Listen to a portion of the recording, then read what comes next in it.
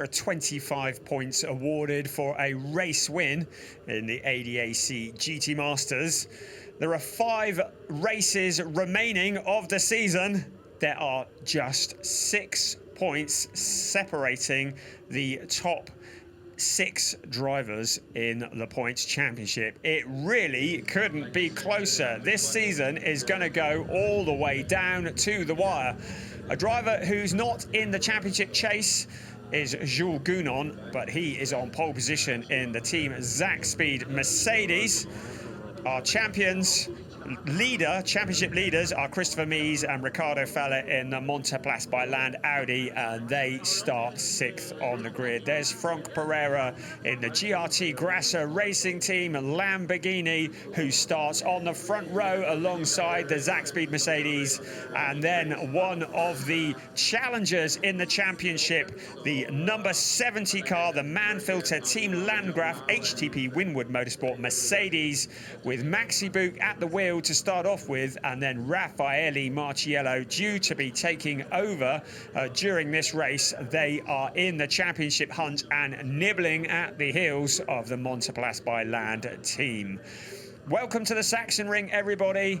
I'm here along with my colleague Adam Weller, and we are very excited for the start of this race, aren't we? Absolutely. We saw yesterday just what amazing racing the Sachsenring can provide in the ADAC GT Masters, as we of course have done pretty much every year since the start of the championship all the way back in 2007. These modern day GT3 cars, quite beastie machines, and certainly looking forward to 60 minutes of racing among some of the best drivers and cars in the world. Mauro Engel and Lucas Stoltz drive that pink and blue number 22 car. They are in 4th place in the championship, just 11 points off their championship leaders. They've had a strong qualifying performance, and they are going to be looking to move forwards. Those are our championship leaders, though. Christopher Mies will be doing the first stint in the seat of the Monteplas by Land Motorsport Audi, starting from P6 on the grid, and Ricardo Falla will take over from him as this race progresses. We are at the Sachsenring, just a little bit outside Chemnitz in Saxony. There is the points situation. You can see there Mies and Falla ahead of Buch, Marciello, Matteo Jaminet and Michael Ammermuller, the defending champions, all separated by 6 points. This is what we dream of in a championship race, isn't it? This circuit, which is 3.671 kilometers around, has 14 turns, 4 to the right and 10 to the left, as we look at Albert Costa Balboa climbing aboard the GRT Grasser Lamborghini Huracan.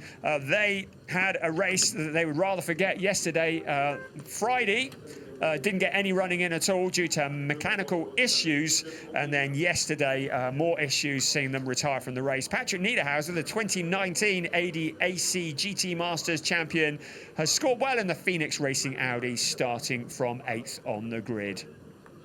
So there is a moment here before the cars will fire up their engines very shortly.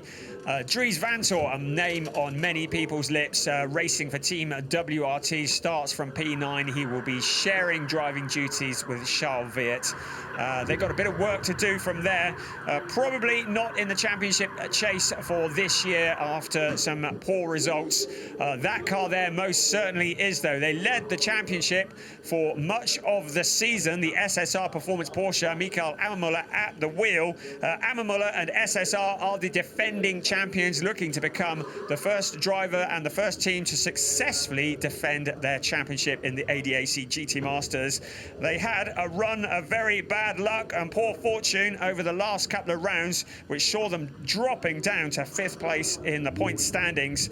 But yesterday, a win from pole position has seen them back up into 2nd. Jesse Krohn, who is sharing with Nick Yellowly in the Schubert Motorsport BMW M6.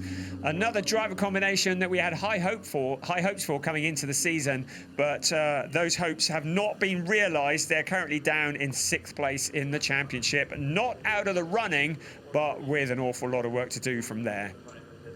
That's the Marcus Winkelhock car, the number 69, and he's had a good qualifying session, and he will be sharing with Florian Spengler, of course, Winkelhock, a legendary name, particularly in German motorsport, and Clemens Schmid in one of 4 GRT Grasser Racing Lamborghini Hurricanes here at the Sachsenring this weekend. So there is our pole sitter. It's Jules Gounon. Now remember what happened last time out with him. It was at the Lausitz Ring, race 1. The engine had a mighty blow up, coated the track with oil, brought out a red flag. The following day, having stayed up all night, the Zakspeed team got that car onto the grid. Gounon put it on pole position and went on to take the win. He was sharing with Igor Velilko, and it would be a brave man who bets against him doing exactly the same today, don't you think? Absolutely. No team more decorated than Team Zakspeed. Over 50 years of history, and always great to see them on the grid at the sharp end in the ADAC GT Masters. Here is the starting grid in full. The engines are running, and it's Jules Gounon who will lead the field away with Frank Pereira alongside in the GRT Grasser Racing Lamborghini. Maxi Buch starts third on the grid with Marco Mapelli, who joins Max Paul in the T3 Motorsport Lamborghini. Mauro Engel and Christopher Mies share row 3 of the grid. Row 4, Albert Costa Balboa looking to get back on track alongside Patrick Niederhauser. Very impressive qualifying for the 2019 champion. Then it's Dries Vanthoor and Mikael Almüller, defending champion, a long way back on row 5 by their standards. Thomas Preining and Jesse Krohn occupy row 6 of the grid. And then Marcus Winkelhock with Clemens Schmid alongside are on row 7. Row 8, Tim Zimmerman, who's got Hugo Sasser joining him for this weekend, and Hendrik Still occupy that row of the grid. And then it's Christopher Haase, the first ever winner in GT Masters, first ever champion, alongside Joel Eriksson in the Team Bernhard Porsche. Dennis Marshall and Matteo Drudi are on row 10 of the grid. And then on row 11 is David Yarn, and the only lady in the field this weekend, Simona Di Silvestro. Row 12, Marvin Kirchhofer and Sven Muller. Kirchhofer celebrating 20 years in motorsport in the Callaway competition Corvette, and Norbert Seidler and Eric Johansson joining Maximilian Hacklander for the rest of the season in the MRS GT Racing Porsche. Sebastian Asch, who had a nightmare qualifying session, starts at the back, but a car that has already pitted the Callaway competition Corvette, so clearly an issue there for Marvin Kirchhofer. And there is the car that was due to start at the back, Sebastian Asch, so 2 cars already in trouble. Yes, we saw the Sebastian Asch car, the Aust Motorsports Audi, get wheeled away from the grid long before the race really got into pre-preparations. However, the Callaway competition car seems to have only just come out onto the circuit for the first time. A big concern and a big disappointment for all the Callaway fans. There again is confirmation of the point standings as we head into this race. It's the closing part of the season. This is round 5. It's race 10 of a 14 race series. We head off to Hockenheim in 3 weeks' time, and then to the Nürburgring. Our focus, though, very much here on the Sachsenring. This track is a tire eater. It has lots of twists and turns, lots of undulation, always produces drama. We are getting ready to go for race 10 of the ADAC GT Masters, racing for the title of German International Champion. So the safety car heads up towards turn 14, and it's Jules Gounon and Frank Pereira itching to get going.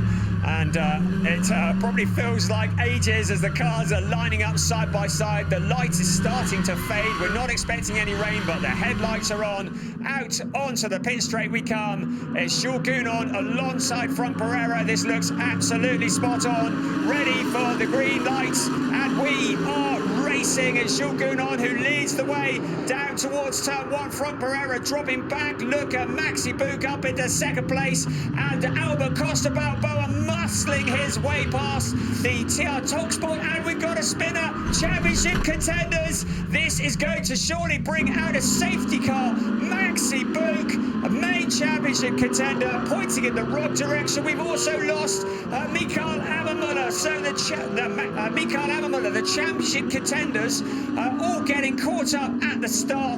We are almost certainly going to get a safety car here, but this is high drama indeed.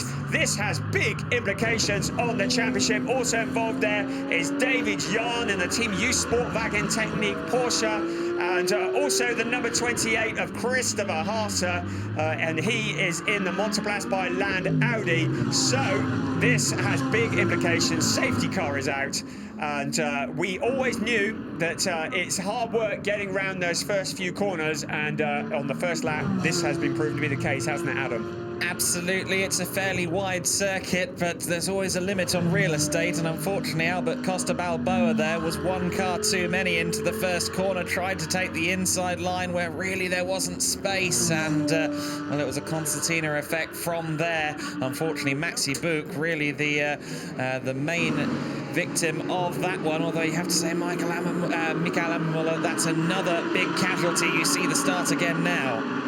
So we can see them all heading into turn 1. We know that 3 and indeed 4 abreast does not go.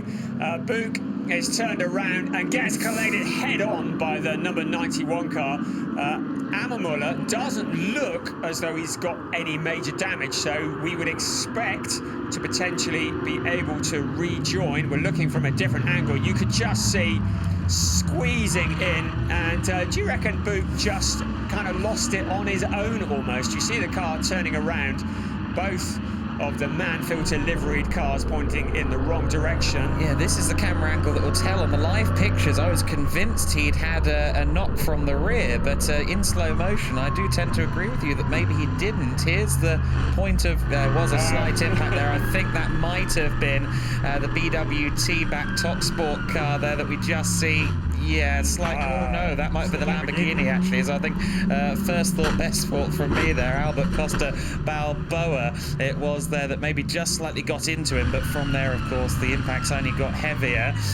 Yes, Krohn, did he go all the way around the outside of all of this drama? Well, he got a bit muscled wide by Ammermuller, and he saw what happened to Ammermuller there directly in front of him. Krohn lost a lot of positions, but it could have been a lot worse.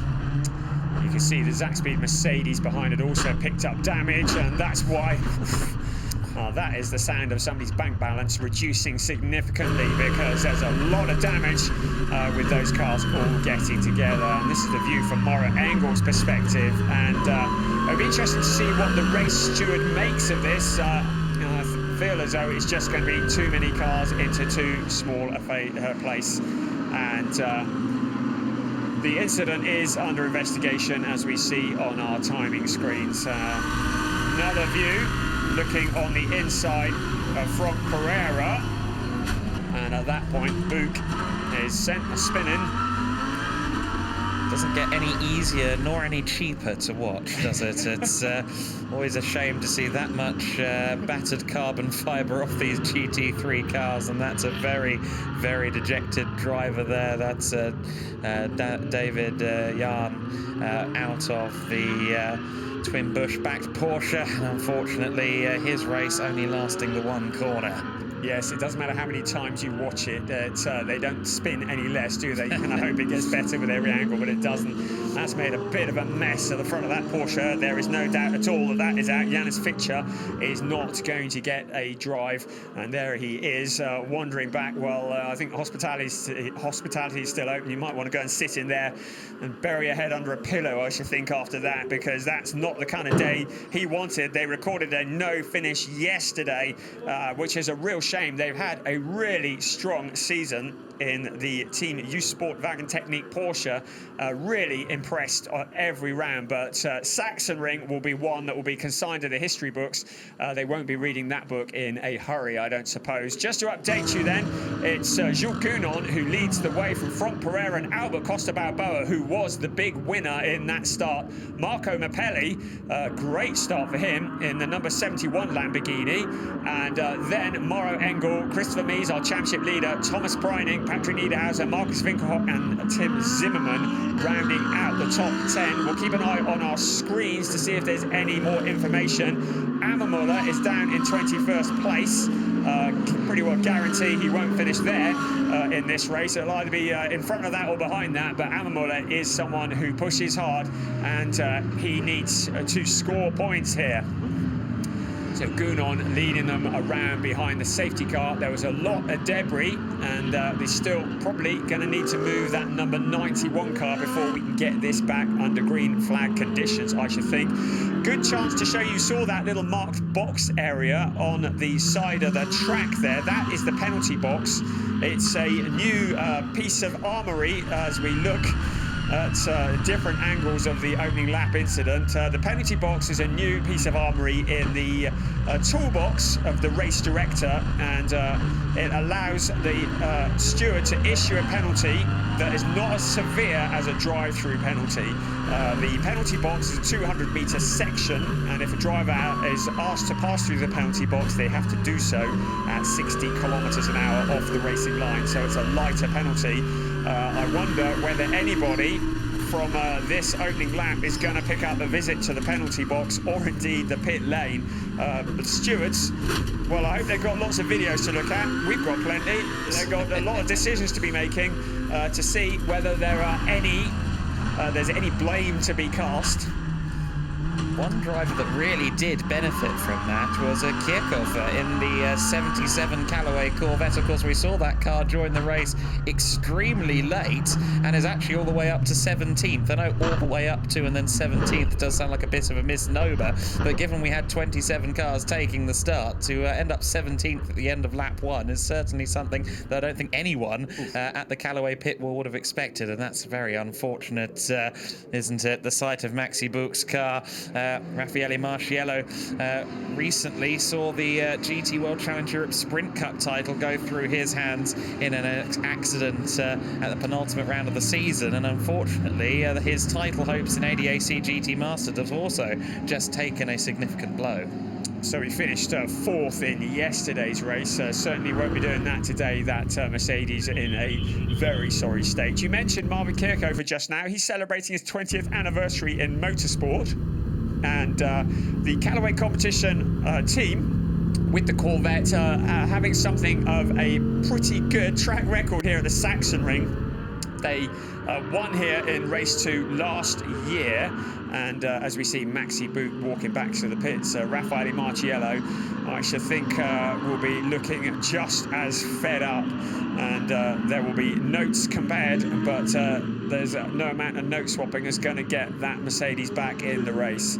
We're still under safety car conditions, but the safety car will be in on this lap, so we're going to see the lights on that car go out, and control of the race will be handed over to Jules Gunon. His job will be to catch Franck Pereira napping in any way that he possibly can, to nail the accelerator and to, if possible, open up a gap as they cross the line. There's another driver out of the car in the KUS Team 75 Porsche, but our focus at the moment is going to be very much on the front, because this is the race that is ongoing. The safety car disappears off into the distance. Jules Gunon backs the field up, and he really has slowed them right up. It's up to him when he hits the throttle, and heading up towards turn 13, he really has backed them up, hasn't he? And around 13 they come up the hill towards 14. Now Gunon has gone. Pereira hasn't anticipated it that well. I wonder whether Pereira will get the call up from the team to see if Albert Costa Balboa can come through, because Costa Balboa is in the championship hunt. Pereira not so much. So they received the green lights, and the championship leader in the hands of Christopher Mies alongside the number 22 Top Sport Mercedes. There's a KUS Team 75 Bernhard Porsche there as well. This time it looks like, don't speak too soon, yes, they've all made it round turn 1 and turn 2 down to the Castrol Omega turn, and then up the hill, a steep climb up to a blind crest. The rest of the field comes streaming through, and then it's downhill again towards turn 8. This is the area of many a controversy. Track limits often an issue around here. and then round towards turn 9 is uphill again, up towards 10, a blind crest at the top of turns 10 and 11, and then it will be the steep drop down the waterfall, named because of the big drop that it is. A 12.8% gradient is the waterfall. Here they come down the waterfall, and it doesn't look like much on TV, but trust me, you wouldn't want to walk it too many times. Downwards it's fine, upwards not so much. I tried it downwards but not upwards yesterday on my track walk. Yes, it's a very steep and undulating circuit, this, the Sachsenring, and you see there, yes, a crow to the back. Sorry to interrupt, but we saw a Porsche go turning at the back. I don't know, it didn't pick up who it was. It was Di Silvestro. She could be stranded. If she is, we could be seeing another safety car. Oh my goodness. So the Precoat Herberth Motorsport Porsche stranded in the gravel. Simona Di Silvestro at the wheel. I think we are going to see yet another safety car. The clock is still ticking down. Now we should be having a pit window that opens 25 minutes into this race, and in that window the drivers must come in within the next 10 minutes for a mandatory stop and driver change. I think if we do go safety car to retrieve that Porsche, we will see that window potentially moved. So let's just keep an eye on our timing screens. No indication yet, and maybe Di Silvestro can get it going.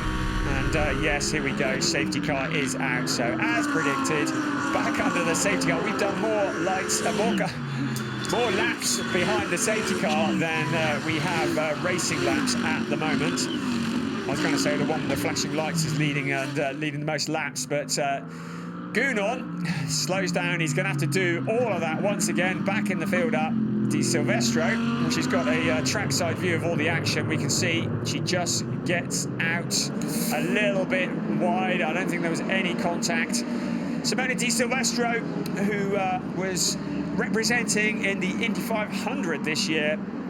And there's a bump down to reality if I ever saw one, pointing in the wrong direction at the Sachsenring on turn 13, and that's where she's at the moment. And a big shame really as well, because yesterday her and Klaus Bachler had their best finish of the season, 7th place in the race, matching the number on the car quite appropriately. But Simona Di Silvestro, the first female Porsche factory driver, been great to see her racing in ADAC GT Masters this season, but not the result either driver would have wanted on the Sunday, given the high that came just 24 hours previous.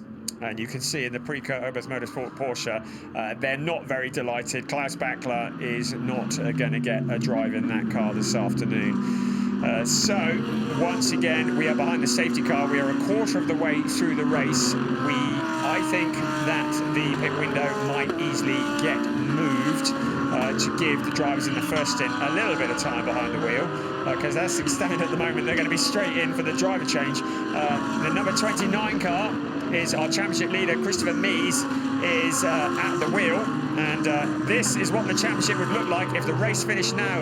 And it's amazing how quickly it can change, because Engel and Stoltz didn't appear to be very much in the championship chase at one point, and here they are, just 9 points adrift. Buch and Marciello would drop down, albeit only 14 points behind, but that is only if the race finished now. Jaminet and Ammermuller, after such a good day yesterday, would drop down to P4, and Bortolotti and Costa Balboa would get their championship back on track. I said that Veluco and Gounon weren't necessarily in the championship chase. Well, what do I know? 23 points off the lead if the race finished now. That's a very big if. Absolutely, the deficit will come down significantly should this be the finishing order. I'd put my house, not that I own one, on it not being the finishing order in about 45 minutes and 45 seconds time. Simona Di Silvestro looks like she might get the car going again. That's really good news. She will have lost a lap already, I believe. Yes, she will have a couple of laps actually, but hopefully it's a little bit damaged, but hopefully we can see the car continue on in the race. Hopefully this is just a visit to the pits for a quick checkup, but not so certain whether we'll see that car back in the race again or not. Yeah, I'm pretty sure that the rules do allow the car to rejoin the race. But as you say, they've lost an awful lot of ground. They've lost certainly 2 laps. And I think the radiator's dislodged on that car as well, by the looks of it, so that might not be able to keep running. Safety car in this lap then. Won't be long before we get underway. Third time lucky, eh? As you were, chaps, because Jules Gounon has once again got to back the field up. Is he going to take them down to crawling pace like he did last time? They're heading down the waterfall. You can see how steep it is a little bit more from there. The first 3 are kind of broken away a bit, so they need Marco Mappelli, who's sharing with Max Paul, to close in.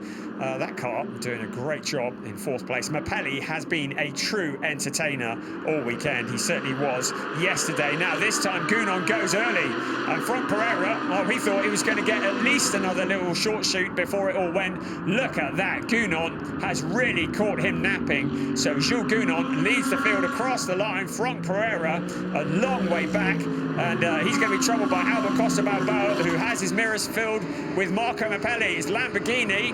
2nd, 3rd and 4th, they are sandwiched by a couple of Mercedes, but there is Thomas Preining trying to get involved as well in the KUS team Bernhard Porsche. Also further back, Jesse Krohn trying to make up some places in the Schubert BMW. Looks like he did get around Zimmerman in the 82 GRT Grasser machine. So Krohn, who shares with Nick Yellerly, very much a BMW factory driver all-star lineup in that sole BMW M6 GT3. They'll want to salvage some positions out of this one, having started down in 12th, and now they are up to 11th. Gounon really did win out of that start, didn't he? He did it absolutely perfectly.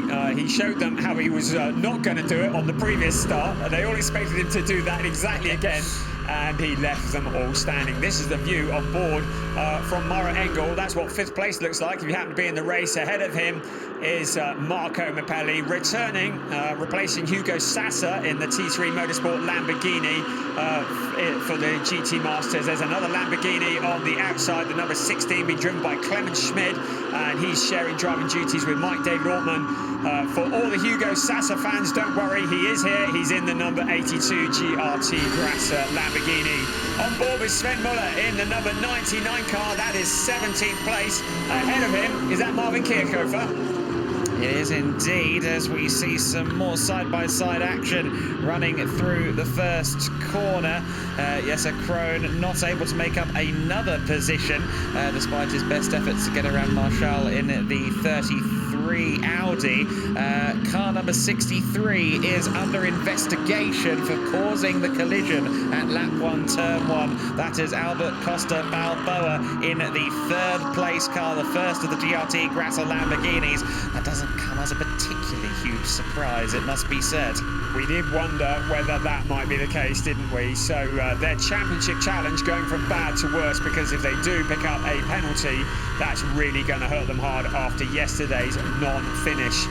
Talking of the championship challengers, Dries Vanthoor has retired the team WRT Audi, which means that Charles Wirt will not get a drive this afternoon. So that's another of the pre-season favourites who is out of the race. And look at this, the Callaway Competition Corvette, the number 77, with Marvin Kirchhofer at the wheel, working very hard to fend off Sven Muller, Eric Johansson, Mikael Ammuller, all queued up to try and get past. Around the outside comes the Zack Speed Mercedes. Ducking to the inside is Christopher Harter. Yeah, Ammuller managed to get through there at the last corner on the Mercedes, and Ammuller obviously one of the parties in that first lap, first corner incident, and now trying to make his way back through the order, having won the race yesterday along with Mathieu Jaminet and Sven Muller in the 99 car, the Herberth Competition Porsche. That's a team with plenty of history and decoratives in their base, a big trophy cabinet from their years in the ADAC GT Masters, but not quite where we'd expect them to be. 16th at the moment is Sven Muller, but that's the thing with ADAC GT Masters, there are so many top teams here, so many immaculately prepared cars and top drivers. The form book really does change weekend on weekend. And the story of the SSR Performance team's year has been very much win or bust. They won 3 races, the only team to have won 3 races this year, and they do seem to either finish on the podium or at the top step of the podium or out of the points. They have had an awful lot of bad luck. They've also picked up a few penalties along the way. You do wonder, without all the drama, where they might be, but you can say that about any of the drivers in this championship. The SSR Performance team look on, and they will be thinking long and hard, because they will be deciding when will be a good time to bring Ammermuller in for the pit stop to hand over to Matteo Jaminet. Hendrik Still just into pit lane off camera as well. I did see that Zach Speed car dropping through the order. We saw it in that battle just over a lap ago, and seemingly Hendrik Still obviously in before the pit window, having an issue. I thought it looked like he had a bit of damage earlier on. So with this pit window, which will be open for 10 minutes, when to bring the driver in is strategic. Do you bring them early on in the window, or do you bring them late in the window? I would suggest if the car is running in traffic, as Mikael Ammermuller is, they might want to get him in early, get Matteo Jaminet in the seat, get him out on some open track, and perhaps do an undercut on some of the cars in front of him. Drive-through penalty for car 63. 3rd place, Albert Costa Balboa. He picked up a penalty this time last year here at the Sachsenring. It's going to happen again. 3rd place, the GRT Grasser Lamborghini. He has been adjudged to be the cause of the drama on turn 1, and that car is going to have to visit the pit lane, keeping to the speed limit, and he is going to drop a long way down the order, potentially out of the points. So bad news. Albert Costa Balboa yesterday was in tears when that car was retired from the race. I don't know if it'll be water coming out of his eyes or steam coming out of his ears after this, but whichever way, he will be very pleased to see the back of the Sachsenring and head off to Hockenheim. An emotionally fraught weekend, really, for Costa Balboa. I believe didn't sit in the car at all on Friday, didn't get the chance on Saturday, of course. He didn't qualify the car, and he didn't get the chance to take it over in the race. So this morning in qualifying was his first time in the car all weekend, and it didn't take long in the race for things to take a turn for the worse once again. And that car is going to go plummeting through the field. So Gunon leads the way by 2.3 seconds from Franck Pereira in the other of the GRT Grasser Lamborghinis. That car is going to be running on its own. It'll have a different Lamborghini behind it shortly, and that's in Marco Mappelli, who has impressed and entertained throughout this weekend. Mappelli, who makes occasional appearances in the GT Masters, the 33-year-old Italian who's had 1 win in GT Masters, loving his time in the T3 Motorsport Lamborghini. Look at that lead. Gunon got the jump at the start and has continued to open up that gap over Franck Pereira. So as you can see, the light is starting to fade here at the Sachsenring. The ADAC have moved the GT Masters races to quite late in the day over the GT Master Racing weekend. And one of the issues you do get, the light starts to fade. The drivers, as they head around the back part of the circuit, out of turn 11 and down towards turn 13, have the sun in their eyes as it's setting.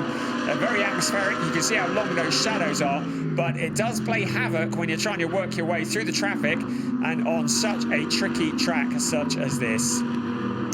Absolutely, and you can see just how single-lined this can be at various points. We see the incident between cars 20 and 54 under investigation. That is the Mercedes, the Zach Speed Mercedes, that of course has been withdrawn to the pits by Hendrik Still, and the 54 car is Norbert Seidler, of course, in one of the Audis, and he's running in 20th. So it doesn't really affect anyone towards the sharp end of the order, but it certainly keeps the stewards busy as into the pits comes Costa Balboa for that drive-through penalty. The most agonising couple of 100 metres we'll see from anyone all day, a drive-through penalty.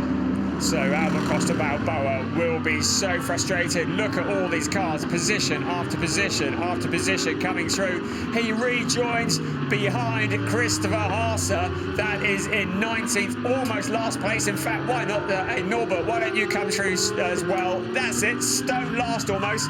Norbert Seidler very kindly backs out of it and lets him through.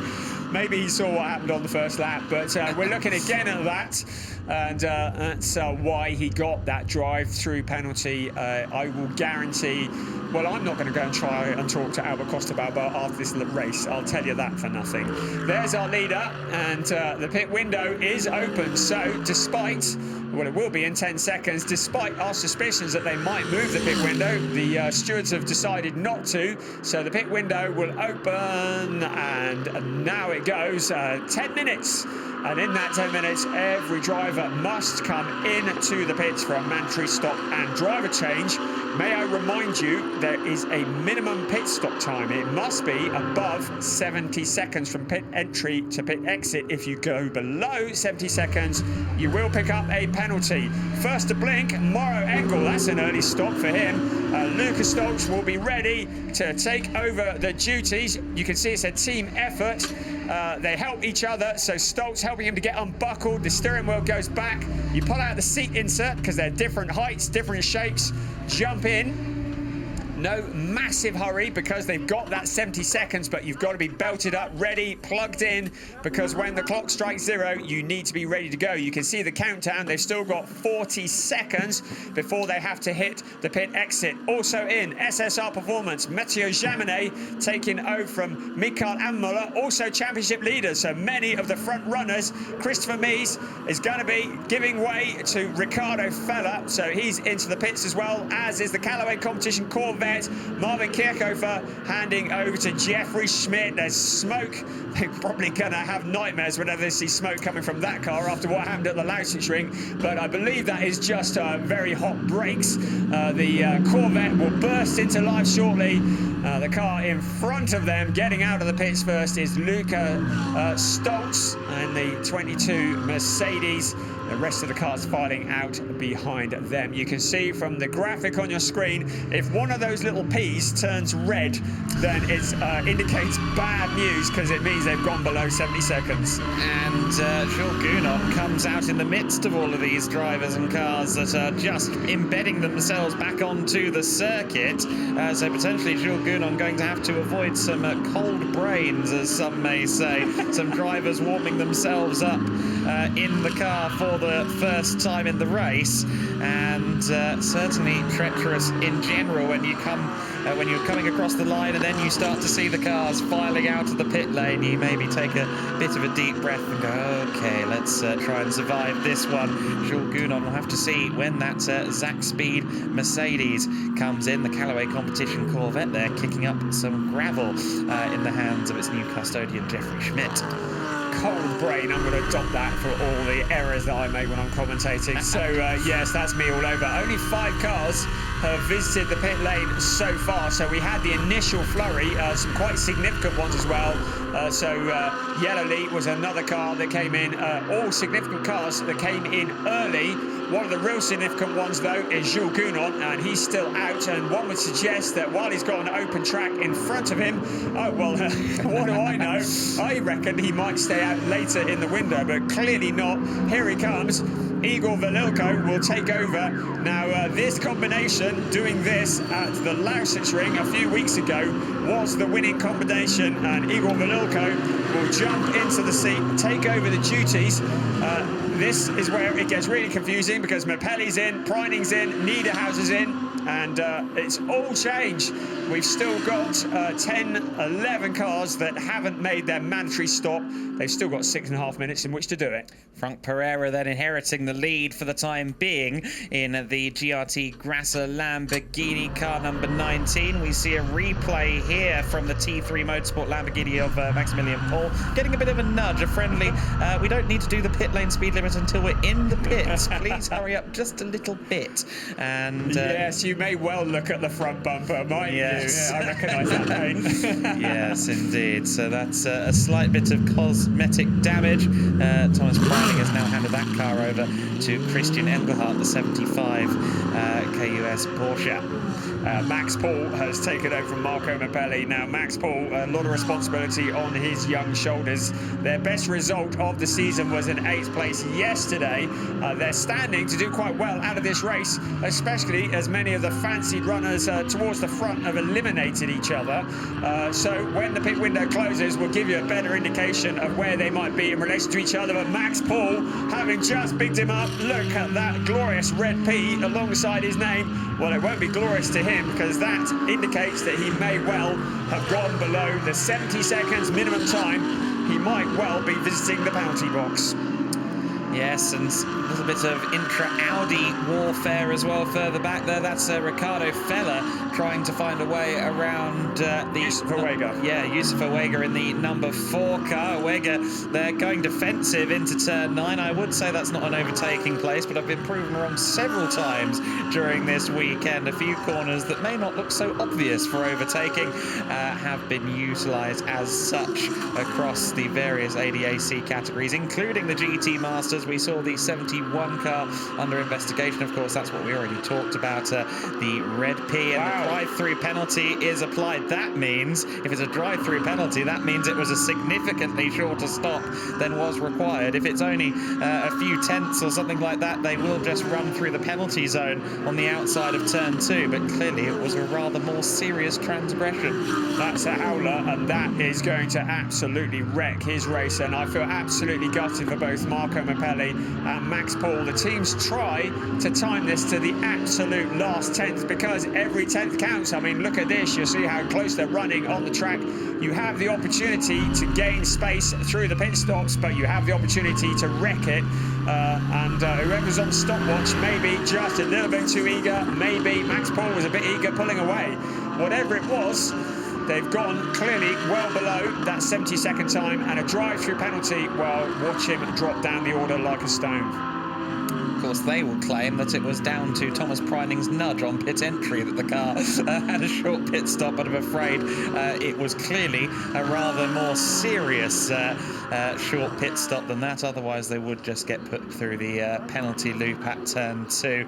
That is Jules Gounon out of the leading car, isn't it? Jules Gounon, the Zach Speed driver, awaiting really the lay of the land at the end of the pit window. We'll be interested to see where his car is relative to Frank Pereira and co once the lay of the land has fully been realised. And there's the 71 car of Max Paul in to serve that drive-through penalty as we discussed. Just to give you an indication, I think prior to the stops that car was running in 5th place. As we look at Max Paul, not with the happiest look on his face, he was running effectively a net 2nd prior to the drive-through, so you can see he did gain quite a lot from the pit stop. He's lost an awful lot from that drive-through penalty. That puts him a long way down the order. You can see down in 20th and last place at the moment. We've still got a few cars yet to make their mandatory stop and driver change, but he is going to be amongst the back runners. Scoring points this afternoon is going to be a challenge, and I really do feel for him. I mean, it's so sad because probably his best performance of the season so far. Absolutely, and with Marco Mappelli, the highly experienced factory Lamborghini driver, he really did gain quite the assistance in terms of a teammate for this weekend, and we believe the rest of the season, but sadly their result is going to be compromised by that penalty. Some discussions going on. That's Raffaele Marciello having a chat with Albert Costa Balboa, no doubt about the first corner of the race. It seemed like a fairly friendly discussion. I've certainly seen it a little more intense than that in the paddock before. I think it's a brave man who'll talk to Costa Balboa this afternoon, although the towering Raffaele Marciello, you probably wouldn't pick an argument with him. To me, it did just look like too many cars into too small a place. A typical GT Masters incident here at the Sachsenring. The stewards clearly had another opinion on that. You can see our race leader, Frank Pereira, is into the pits in the number 19 car, the GRT Grassa Lamborghini. It's Rolf van Eycken who will be taking over the driving duties of that. So Pereira out, and Niken jumps in, a legend in GT racing. They've left it to very late in the window because we've only got a minute or so left. All the cars either are in the pits or will have pitted, and you can see here comes the number 13 car with Igor Velilko at the wheel. Where will Niken join in comparison? So out towards turn 13 comes Velilko. The engine fires up in the Rolf Niken car, and we're going to see where he comes out. I think that Velilko will be well ahead by the time he gets to that pit exit. Here he comes along the pit straight, Velilko. And it's not that far off, is it? Rolf Niken rejoins, so you can see his main challenger in this race, but Velilko, who now re-inherits the lead, and it's Lucas Stoltz who's showing in second place. We just have to wait for them to cross the beam and it'll all sort itself out. That's better. Niken now in second ahead of Stoltz. Engelhardt, Yusuf Oega, that is by far his best showing of the season, ahead of championship leader Ricardo Fella and Nick Yellowleaf. Now, we saw yesterday that this is the critical phase of the race where the drivers, quite frankly, only just start to learn what their co-driver left for them in terms of tyres. They're not allowed to change tyres during the pit stop, and this is an incredibly high degradation race circuit for the tyres, particularly on the right side, given we have 10 left-handers to deal with here. And you see there's some consolation, and Albert Costa Balboa again. I don't think I've seen him turn a smile once this weekend, and to be honest, no with reason. But yes, what I was saying, of course, this is a critical phase in the race, and we saw it yesterday. In the last 15 minutes of the race, it really made or break a good number of teams' races. How much tyre was left on the car, how much grip was left for the driver. Costa Balboa does tend to wear his heart on his sleeve. The very popular Spanish driver, a great laugh to be around, but probably not here.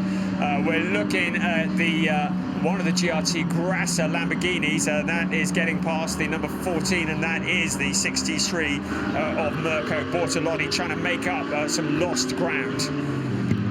Plenty of ground to make up, unfortunately, with that drive-through penalty. This is Yusuf Oega under pressure from Ricardo Fella. Now, Yusuf Oega, who is a graduate into GT Masters this year from GT4, has the championship leader Ricardo Fella behind her. Behind them, Formula 1 Aston Martin development driver Nick Yellowleaf, the British driver running for ADAC Motorsport in the BMW M6, proving there is life in the old dog yet. That car has been very rapid. P7 is a very good turnaround, and Yellowleaf is probably only going to go forwards from there. So I should think that Oega is going to have double trouble in his mirrors anytime soon.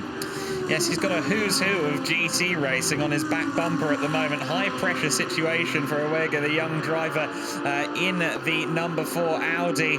And you see the cars coming down the spectacular waterfall. Speaking of water, the race laps for Wells in Africa campaign being run by ADAC and BWT. 8,672 laps means a donation between ADAC and BWT of coming up on €35,000, which is absolutely brilliant as part of the Be Water mission. And of course, that's providing clean drinking water in primary rural areas of the Gambia and Tanzania to ensure access to clean drinking water. So good to see the ADAC getting behind such a great cause. Now, there is the number 92 car with Mathieu Jaminet at the wheel and the wheels. He is back into the points, albeit 14th place. And there's Lucas Sandro Trebs having taken over from Christopher Haase, being monstered by the Lamborghini. You can see where the points would be if the race finished now, but with 21 minutes still remaining, I would suggest that all of that could very easily change. Of course, one thing we do have to consider as well in regards to the tyres is that we did have 2 safety car periods during that first half of the race, and so that will mean that the tyres won't be quite as exhausted as they otherwise would be. But I dare suggest still in the final 10 minutes we are still going to see some cars really skating around under power application, just because this track is so intensive on the rubber. So we're looking at the battle for 16th place. It's Lucasandro Treves with Mirko Bortolotti trying to come back after a rubbish race so far. Ahead of them will be Mike David Ortman. Behind them is Max Hachlander.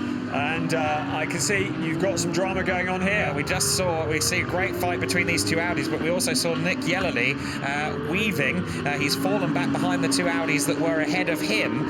He had a slight off at the final corner and actually shed a couple of tiny bits of carbon fibre. So Nick Yellerly in 7th place and having a slight error that we just kind of saw the end of on the live pictures while we watch Spengler and Schramm having a great battle for 8th and 9th place just behind him. I should think Yellowly will be having flashbacks to the Red Bull Ring. He was leading the race. He went wide on the corner, got into the gravel briefly, broke the suspension and threw away a race win, whether it was getting into the gravel or whether the suspension just broke.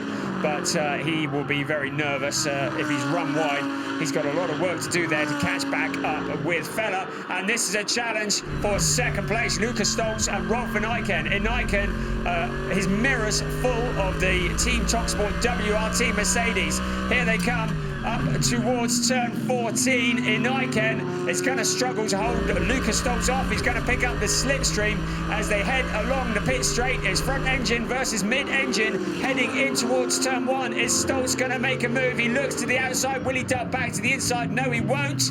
But Christian, yes, he will. Christian Engelhardt is there ready to pick up Eddie Peace. There's a teeny bit of rubbing, but somehow Eiken holds on to that position. Absolutely just holding on by the skin of his teeth there, and Eiken. He's driving that thing through the mirrors. It was 5.2 litres of V10 in the Lamborghini versus 6.2 litres of V8 in the Mercedes, and they were surprisingly equal, but not a surprise really because of the BOP system we have here in ADAC GT Masters. But Stoltz there just kind of got caught up behind an Eiken at the exit of the first corner, cost himself some time, and as you rightly said, Christian Engelhardt is there waiting in the wings, seeing a podium with his name written on it. I say all hail the BOP. When you look at this, we have a Mercedes leading a Lamborghini, leading a Mercedes and a Porsche and 2 Audis and a BMW, all very evenly matched. The BOP, which ensures we get good, even racing, and it really works well here in the ADAC GT Masters. Igor Valilko leads the way by 7.8 seconds. That is a pretty decent lead ahead of Rolf van Eiken, who is under pressure from Lucas Stoltz. Those are your 1, 2, 3. And then it's Christian Engelhardt, Yusuf Awega with Ricardo Feller nibbling at his heels. And surely Feller is going to make a move, particularly with Yellowly having dropped back. Here comes Feller, looks to the inside. Awega just shuts the door. And I should think that Ricardo Feller will be keen to get past before Yellowly rejoins that battle, because if Yellowly's there, it's going to limit the options he has available to get around that Audi in front. Absolutely, and if he can get past Awega before Yellowly rejoins the fight, he's then free to try and join that battle for 2nd place that we just saw a few moments ago. And you do suspect that Feller would have the pace to catch up in the 17 minutes and 45 seconds left in the race. However, if he's got Yellowly behind him, Yellowly also barges past Awega, then they're going to be too busy fighting each other to go podium hunting. So it's Phoenix Racing Audi R8 versus Montaglas by Land Audi R8. 2 legendary names in the world of GT racing. And Christopher Mees is saying, don't throw away all my hard work. I did a good job. I qualified it. Please bring it home in the points and extend our championship lead.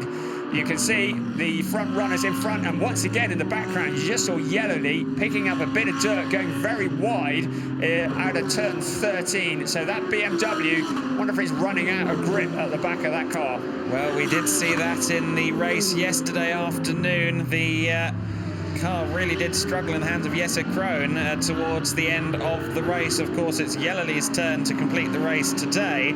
But it does seem as though that car's surge 4th has come to a rather abrupt halt. Surge 4th indeed. Yusuf Awega in P5. That is the number 14 car that is being driven by Maximilian Hachlander.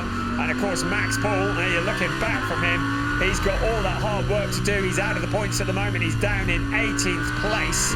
So Max Paul trying to work his way through as Hachlander slides that Porsche around the Gashel Omega turn. Ahead of Max Paul is Lucas Sandro Treves, another graduate from the GT4 category, but he is going to have to work hard to get that Lamborghini back into the points.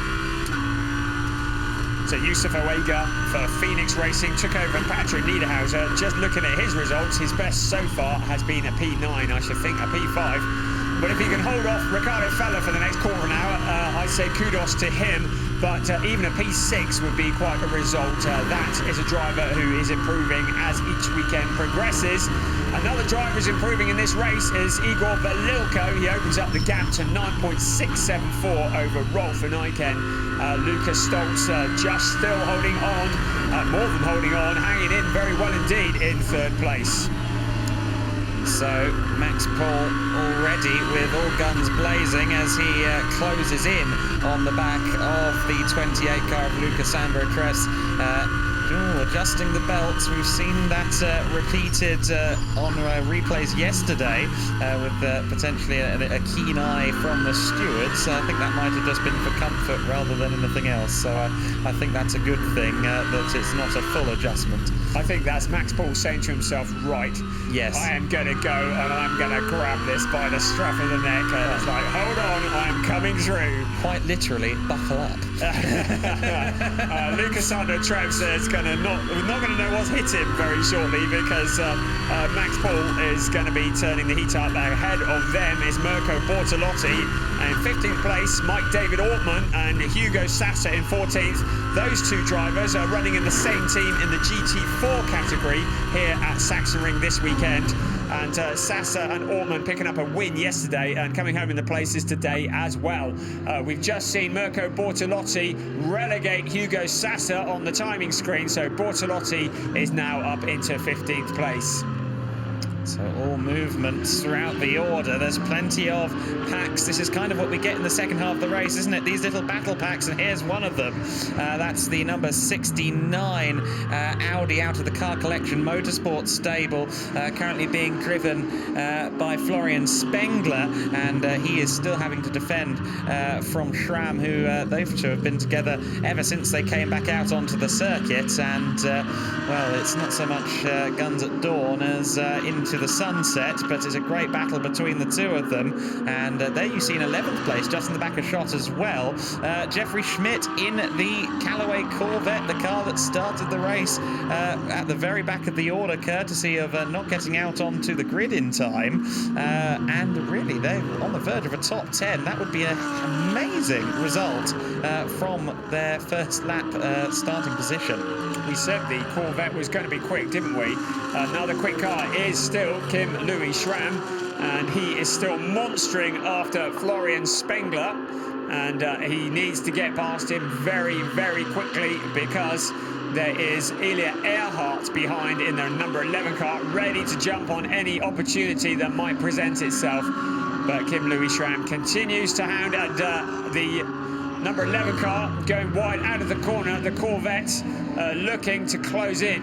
Now this is the battle for second place, Rolf and Eichen with Lucas Stoltz. And it looks to me as though the back end of that Lamborghini is a little bit loose. Lucas Stoltz taking an entirely different line around that corner. But I'm wondering whether Eichen is starting to run out of tyres. Yes, I would hasten to agree with you there. Eichen, incidentally, having kind of been the cork in the bottle for a while, is starting to cause the battles for second and fifth to merge, because Owega is closing in on the back of Engelhardt, and it won't be long before we have a 6-car train if things continue as they are. We've got 12 minutes of racing left to go. Lucas Stoltz has been trying to find a way around Eichen ever since they came out of the pit lane. He's yet to find the way, though. So close. There are no dive bomb moves available in the ADAC GT Masters. These cars so evenly matched. But having said that, there's a big gap back to Florian Spengler from Nick Yeleny. So the top 7 have broken away. Look at that car at the back of the queue. Matteo Jaminet, he's made his way up into 13th place, the defending team in the ADAC GT Masters. In the background is Mirko Bortolotti. So the championship contenders are all fighting back. Absolutely, the championship contenders in the form of Bortolotti and Jaminet, who've had contrasting weekends, at least as of Saturday. Of course, the victory for the 92 SSR Porsche yesterday, whereas Mirko Bortolotti's day ruined rather by engine issues during the first few minutes of the race. And but of course, they've now found themselves in the exact same situation, coming in from the back of the order, all down to that first corner incident at the start of the race. It's amazing how the complexion of this race has been altered. It's really interesting. There really is no disrespect to Spengler, but there appears to be a traffic jam behind him. There is the Ricardo fella moving to the inside of Yusuf Awega. It seemed only a matter of time before that move was going to be made. Nick Yellowly almost following through as well, but deciding to not really pursue that one. But the top 7 cars have broken away, and it does feel as though Ilya Earhart, Florian Spengler is very much building a queue up behind him, but he has every right to be there. He is in the trophy category championship, and he still wants to score points. Now look at this, the fight for second. Whilst Igor Velilko is some 12 seconds up the road, everybody else is fighting for second place. 1, 2, 3, 4, 5, 6 cars all running together. Lucas Argo Trevs, meanwhile, continues on his battle down in 18th place with Maximilian Hacklander lining him up for a move. They rub a little bit down in towards turn 1, arguably one of the better overtaking opportunities of the track. Now, will the car 14 duck back to the inside? Trevs still has the racing line and still holds on to that position. Yeah, only just. Great battle between the two of them. Trevs has really been in a fight ever since he got in the car, be it with Max Paul or indeed with Hacklander now. That battle for second place, though, very intriguing indeed. Second through 17th. Second through 17th would be more remarkable than that. Second through 7th place, all running line astern at the moment. It's only going to take one error for that to be shaken up immensely. Both Jaminet and Bortolotti have got past Robert Renauer off camera, so Renauer down to 14th place, Jaminet up into the top dozen. And look at that lead that Igor Velilko has, 12.6 seconds with a little under 9 minutes plus 1 lap of this race remaining. So he just needs to keep doing what he's doing, because the cars behind are going to struggle to catch. But here is Kim Louis Schramm on the outside of Spengler. So onto the outside, under braking, you can see the car snaking. He tries to cut back, but he can't make it stick. So still the 69 car of Florian Spengler holds on to that position. Kim Louis Schramm has not given up on this one. Round Castrol Omega they go up the hill, puff of smoke from some of the cars behind, but still Florian Spengler holding on to that 8th place, and there is quite the traffic jam joining behind a queue of cars behind Florian Spengler. Here comes Kim Louis Schramm again, Ilya Earhart in there as well, as is Jeffrey Schmidt, Mathieu Jaminet, Mirko Bortolotti. This might be for 8th place, but this is very significant in the championship because we have championship contenders in that queue. Absolutely. For every position Jaminet and Bortolotti make up, the better their championship chances look. And particularly for Jaminet, who's of course still very much in the championship contention, along with Mikael Amamulla. I think it was 11 points they showed on the graphic a moment ago as it stands. But if he can clear 1, 2, 3, or even 4 of, so 1, 2, 3, or 4 of the cars ahead of him, then suddenly he'll be right up there, potentially not quite leading the championship, but certainly with minimised damage from that incident earlier on. It's side by side between, oh, you guessed it, Spengler and Schramm. Schramm again trying to go the long way around, and I don't think he's going to succeed. Meanwhile, Jeffrey Schmidt trying to find a way around in the Corvette, and neither move is made. There's not a lack of trying from these drivers, but GT3 cars are jolly wide beasts, and sometimes trying to find room for a second one at turn 1 and 2 is easier said than done. So Jeffrey Schmidt is looking at a line of Audis in front of him and wishing they weren't there. The number 69, Florian Spengler. Again, the queue of cars lining up behind him. And Kim Louis Schramm still trying to find that route past. And Ilya Earhart and Jeffrey Schmidt and Mathieu Jaminet, Mirko Bortolotti and And soon to be joining them will probably be Robert Renauer in the Precoat Herberth Motorsport Porsche and Mike David Ortman, because they're all closing in as well. Hugo Sasser in 16th. But still, the 69 of Florian Spengler holds on to that position. You can see there the battle between Jaminet and Bortolotti. They are fighting each other in the championship. They really want to get through this queue of cars as quickly as possible and get some more points on the board. Jaminet following the Callaway competition Corvette all the way round turn 14. Still, Florian Spengler holds on. This is the battle for second. Rolf van Eycken, Lucas Stoltz, Christian Engelhardt loitering in the background. And Eycken holding on. And you do wonder whether if Stoltz could have got past Eycken quickly, whether he might have had something to do in catching up with Igor Velilko. But one thing's for certain at the moment, Velilko, well, he is checked out. He's a mile up the road. Yeah, almost 14 seconds to the good last time across the line. Velilko in the 13 Zach Speed Mercedes, well clear and really on his own part of the circuit. In fact, he's got the entirety of Sector 3 to himself at this very second. So that tells you all you need to know about how his stint is going. He probably thinks he's on a track day. Lucas Stoltz a lot closer to Eycken this time around, and if he gets a good run out of the last corner, I just wonder if he can get close enough. Oh, he's not going to wait. Oh, I thought he was going to dive for it there. Just showed the nose speculatively, but he does get a good run out of the final corner. The cars bounce across the curbs. Stoltz wants the inside line, but in no way, shape or form is he going to be given it. He's being told to go around the outside in the TalkSport WRT Mercedes. He's not going to find a way through there. He tries to tuck to the inside. Rolf van Eycken thoroughly in control of the situation, making that Huracan GT3 as wide as possible. You can see how late Rolf van Eycken braked into that corner, almost out-braked himself into the corner, and now Lucas Stoltz goes wide, takes a completely different line, trying to find something to get past the GRT Grasser Lamborghini. He's fed up with looking at green in front of him, and he wants that second spot. Here's a replay. You can see Stoltz moves to the outside, thinks about going round, then cuts back to the inside in the hope that the number 19 car would be out-braking himself, and maybe, was there a little bit of contact between them there?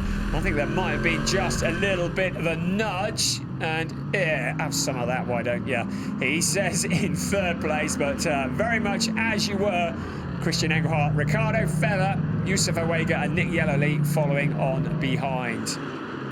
Rejoining that battle then, less than 4 minutes to go. This hour of racing has flown by. Stoltz wants to fly by Eycken. He's again trying to square up the last corner, takes a wide berth into the turn to get a faster speed out of the apex, and not going to be close enough, I don't think, this time. Eycken agrees, doesn't cover the inside anywhere nearly as aggressively as he did last time. Stoltz is going to try for the same move once more, but of course it has been covered off. Lucas Stoltz, the frustration will be building. He'll be watching the clock ticking in front of him and wondering if that second place is at all possible.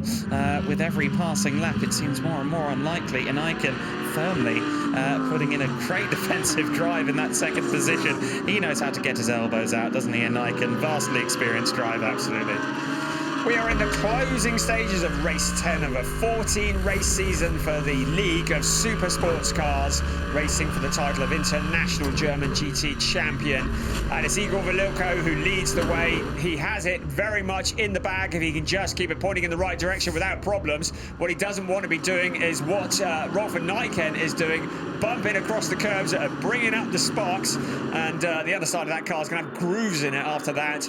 Lucas Stoltz still in third place. Still in fourth, Christian Engelhardt, but Ricardo Feller, maybe he has got his eyes on fourth place before this race is over. Behind them, the very impressive Yusuf Awega, Nick Yellowly, another driver is impressed with his comeback in this race in seventh place, and then a long way back for the queue of cars behind Florian Spengler. Here we go again, a challenge to the outside by Lucas Stoltz. Will he cut back to the inside? And Eycken once again has him covered off. No mistakes, no locking up under braking. And that can be the same said. And look at Ricardo Feller drifting around the corner. I would say that would be quite fun, but it's not the quickest way around that corner. Lucas Stoltz practically pushing that Lamborghini around the Castro Omega turn, and up the hill they go. But still, no change in positions. It's still Eniken who holds off Stoltz. Really great stuff here. It's Lamborghini at the front of this particular battle. It's a Mercedes behind and a Porsche behind them. We are into the last minute and a quarter plus 1 lap of this race, and it's still all to play for. There's a replay then of the sparks being kicked up earlier on. That was just the fine edge of the outside curb making contact with the carbon fibre on the bottom of that Lamborghini. Squirming under brakes a little bit there was Eniken. Was very wide out of the corner as well. Was very lucky to miss the gravel trap on the exit of the corner. And if he had just grazed the gravel, it would maybe shed a few kilometres an hour, and that might have been all that Lukas Stoltz needed. Let's see if Stoltz is close enough this time. Is he going to try a different trick? I think maybe he might have to accept the cutback isn't going to work. He tried to sell the dummy to Eniken, but Rolf has done this a few too many times. A little bit of a tap and knock on the door. Excuse me, sir, may I enter? No, you're wearing trainers. You have to get up pretty early in the morning to catch out Rolf Eniken, particularly under braking. Dummy, what dummy? You don't sell me anything, he says. Lukas Stoltz, a wily old dog if ever I saw one, trying every trick he has. Here we go again, looking at that move. He goes up the inside and there we go, a little nudge, just move him on, stock car style, and on his way through. But no, it's not happening. And still Eniken holding on to that second place, doing well. I should think a little bit of opposite lock in the car there to correct it.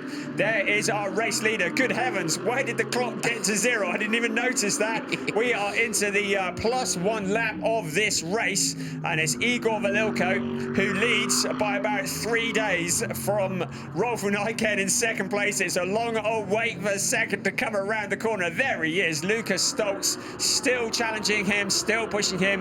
Christian Engelhardt, Ricardo Feller, Yusuf Awega, and then Nick Yellerly. And then we have a long way back to Florian Spengler. We're into the final lap of the race for Igor Valilko. And Lukas Stoltz is in the last chance saloon. This is his last opportunity to get second place off of Rolf Eniken. This time he tries to go all the way around the outside. He wasn't anywhere near close enough to try and make that stick, but he will be acutely aware that the clock has ticked. It's no longer ticking, and he needs to get past on this lap or settle for third place. Now, from a championship perspective, settling for third is not the end of the world in the slightest. However, second place on the podium feels that little bit sweeter and allows you to look that little bit taller. So he's going to want the position if he possibly can, but I don't think he's going to be close enough, you know.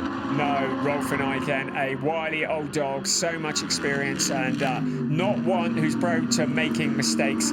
He circulates around the last lap for the last time. A long way up ahead of him is Igor Valilko, and we'll probably cut to him very shortly, because although these guys are in the back end of the track, Valilko will very shortly be coming out of the front end, and that is turn 14. Here comes Igor Valilko in the Zaxby Mercedes to receive the checker flag and win race 10 of the season. Jules Gounon. Stoltz up the inside, Stoltz up the inside for second at the final corner, and he's got the position. Wow. Squeezes Eniken out. Second place for Stoltz and third place for Engelhardt. Engelhardt gets the final step on the podium. Rolf Eniken demoted to fourth place. The door was left open a crack, we assume, and Lukas Stoltz went through and allowed Christian Engelhardt to follow. So Engelhardt really did lose places on that last corner. So Lukas Stoltz taking the opportunity, the GRT Grasity. Oh no, that just summarises their weekend really, doesn't it? Yes to Mercedes from Jules Gounon. So what a dramatic last corner that was. Lukas Stoltz finding that gap. I didn't think he was going to find a route past. Not only did he get past, but Christian Engelhardt also gets a podium as well. There was a bit of contact. You saw the puff of blue smoke. I don't think the stewards will have anything to say about that. The number 22 car goes sailing through, as does the number 75 Porsche. What a dramatic grandstand finish we had. You just got the feeling that that train wouldn't stay in line for the entire race, and it happened right at the end. Rolf Eniken just missed the apex at turn 13 by the look of it. The door was open for Stoltz, and Stoltz allowed himself through. As we've said, Engelhardt then followed as well, but Rolf did such a great job of holding on to that second place, and it was only 2 corners from home that he made the error that cost him. It's nice to see Gabriel Jakova in the pits as well. She has been a shining star in the ADAC GT4 this season, and very much a team effort. Team Zach Speed, the legends of motor racing, taking yet another win in the series, and the second time in 2 events that they've won race 2 in the hands of Igor Velilko and Jules Gounon. What a great race. So let's have a look and see what the final result is. We haven't had any notification of any penalties. I did wonder whether there might be a review of the Lucas Stoltz pass on Rolf van Eycken, but there doesn't appear to be any, and very, very shortly we should hopefully bring you the full classified results. We can tell you it's Igor Velilko who crossed the line first. There we go, with Jules Gounon on the first stint of driving. Then it was Lucas Stoltz and Mauro Engel, Christian Engelhardt, Thomas Preining rounding out the podium positions. Rolf van Eycken did so much with Frank Pereira, but ended up coming home 4th ahead of championship leaders Ricardo Feller, Christopher Mies. Then it's Yusuf Awega, great drive of Patrick Niederhauser, Nick Yellowly and Jesse Krohn.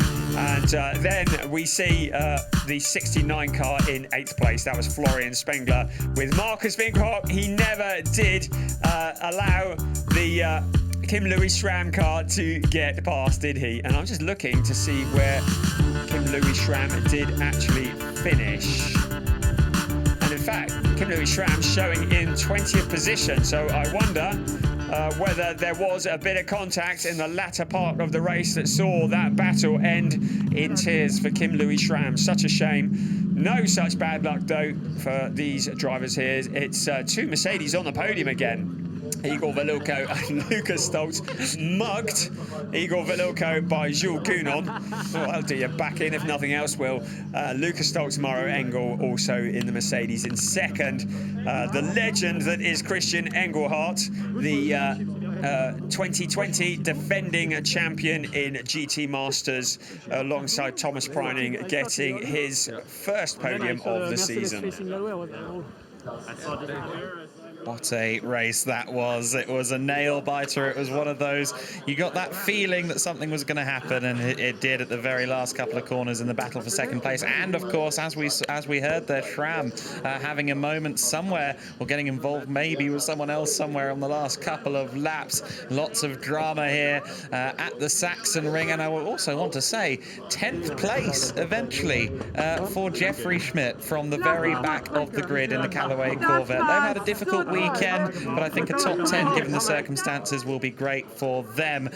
Smiling faces, happy faces for Velilko and Jules Gounon, who have firmly put themselves back into championship contention. Now look at that, 2 points behind is Mauro Engel and Lucas Stoltz. Mathieu Jaminet, Mikael Ammermuller coming back from that earlier crisis to only be 12 points off the championship lead. I reckon they'll probably take that. And then Maxi Buch, Raffaele Marciello, for that tragic first lap, they might have been at the top of the points. 16 behind, though, is what it is.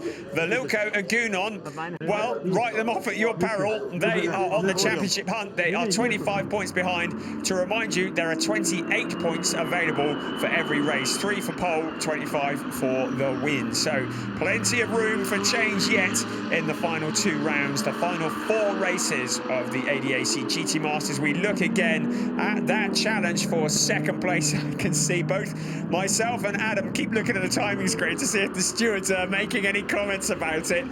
They don't appear to have. It doesn't look like it's under investigation, so I think that position is going to stick. I would be surprised. I mean, Stoltz would have either had to have tapped the brake or lifted off the throttle a lot to not end up side by side with a Nike in there. And once the door is left open a little bit, it is free to walk through. And Stoltz did a good job there. I think that was good, fair, hard racing. I really don't think Rolf van Eycken would be claiming anything there, because it was an error he made at the penultimate corner that allowed that move at the final turn. I'm pleased we don't have a camera in the GRT Grasser garage. I can lip read a little bit there, and I'm not entirely sure it was broadcastable. I just think a good note to the KUS team burn hard. Christian Engelhardt, the 2020 champion, of course, he won the championship along with Michael Ammermuller in the SSR Performance Porsche last year, so he's a defending champion, has not had the best of years. Their best result up until now was a 5th place yesterday, but a podium today along with co-driver Thomas Preining, and I think a shout out to them for a really good job done. And Engelhardt would like to think that his bad luck is now well and truly behind him. Yeah, Preining put in a great shift at the start of the race. Every time we had a safety car, and to be fair, yeah, we had a few of them, he would be straight on the money, cold tyres, cold brakes, no worries. He'd be diving up the inside of the first corner, made positions on Christopher Mies and a couple of others during his stint. So his contribution to that result for the 75 crew should not be underestimated in the slightest. I'm trying to listen in. It's always a nervous business listening to conversations after races.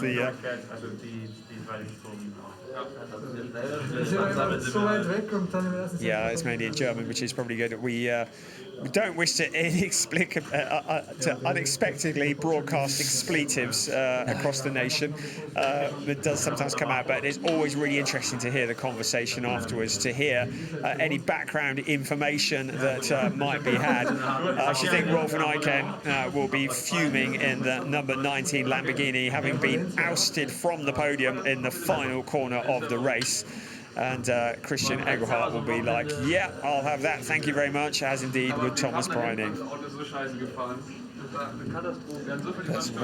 What a promising championship landscape you have for the next 2 rounds at Hockenheim and the Nürburgring. The Sachsenring never fails to put a spanner in the works, and goodness me, they weren't short on toolboxes here this weekend, were they? Because that championship has been busted wide open. There's been a bit of a change of cast in the championship battle, with the likes of Bortolotti and Costa Balboa really kind of dropping out of not mathematical contention, but certainly not as likely as they were 2 days ago. And then you have Jules Gounon and Velilko, who 2 days ago would have said, well, not a chance. Yeah, not a chance. They have to be very lucky. Yeah. And, well, they weren't lucky. They were just amazing here at the Sachsenring this weekend. That car was hooked up perfectly. The podium is about to start. Then the celebrations will begin in earnest for Zach Speed, and they can win championships. They can win races, be them short or long. They can also celebrate those wins very well, and I'm sure that nearby Chemnitz will learn all about that this evening.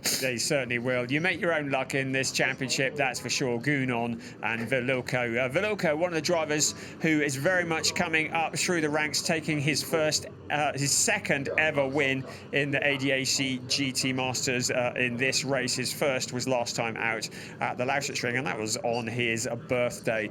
But yes, the championship is very, very much alive. And just as you think one particular team or driver combination has got the run on the championship, you think, oh, they're going to walk away with it. Suddenly, this championship takes yet another twist and another turn, and it's all thrown into disarray. Really, really good stuff. It's what we love to see. We want to see a championship that does go to the last corner of the last race, and that could very easily be the case here in 21. I can't remember a time when it was ever closer.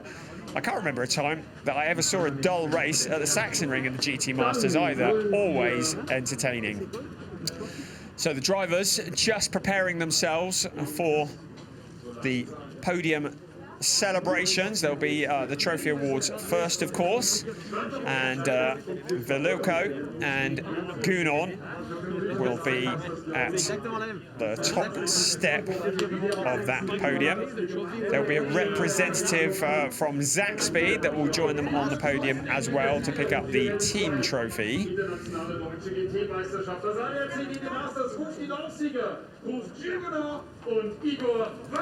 And there we go, Jules Gounon and Igor Velilko being introduced onto the podium. A great afternoon's work from them to go with their 9th place from yesterday. Das 100. Rennen für Luca Stolz in der Liga der Supersportwagen, und was für ein Rennen. So we just wait for Mauro Engel and Lucas Stolz to be introduced on the podium. Second place once again. That is 4 second places in a row. Consistent. I think they'd rather it was 4 first places in a row, but second place yesterday and second place in both races at the Sachsenring last time out. And then scoring their best result of the year, defending champion in GT Masters, Christian Engelhardt and Thomas Preining home in 3rd place.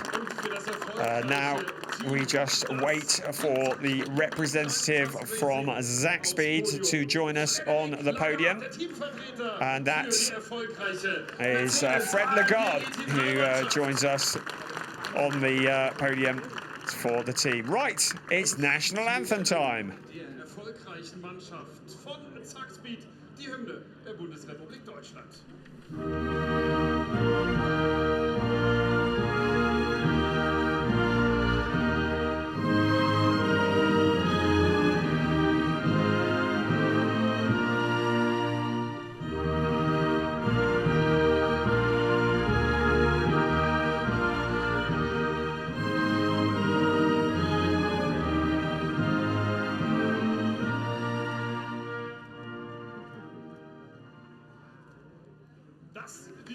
So the national anthem done. That was a race that was, well, I think the winner was pretty well guaranteed from the early stages. The rest of the places, well, we didn't know who was going to finish where until the absolute last corner of the race. Pure entertainment, and lovely trophies being awarded to the race winners. Michael Blaufuss from Lighter Motorsport Pirelli presenting trophies. Oh, lovely trophy that is.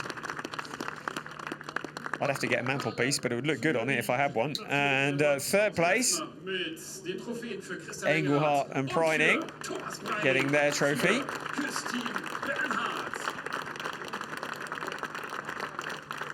Team Bernhardt are familiar faces on the podium, have been for many years, of course. Team boss Timo Bernhard, a legend in the world of GT racing. So we will have a quick pose for photographs, and I believe that is Schumacher sparkling wine that is contained within those bottles. A little sideline of Ralf Schumacher. And very shortly, that will be sprayed. There we go. The celebrations start.